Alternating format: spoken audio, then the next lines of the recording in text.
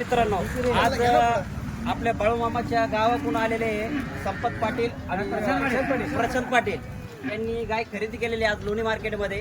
गाय याच्या गायची क्वालिटीची गाय खरेदी केलेली. आज त्यांना फक्त दूध पळी पावशर सडा अंगाची बोली दिलेली आहे.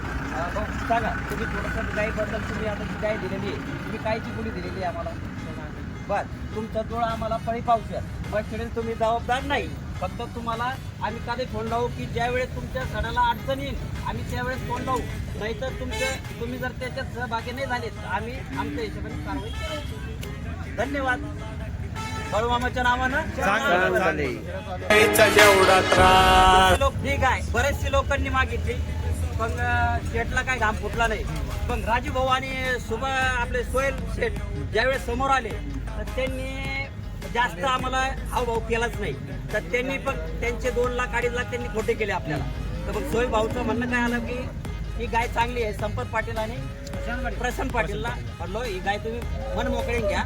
त्यांनी फायनल 2 लाख रुपये लावून धरले होते. ते आम्हाला मान्य नाही झाले. सोहेल भाऊ म्हणे 1.55 द्या. पण शेठ काय म्हणले नाही होणार. तर 1,60,000 रुपयाला गाय घेतलेली.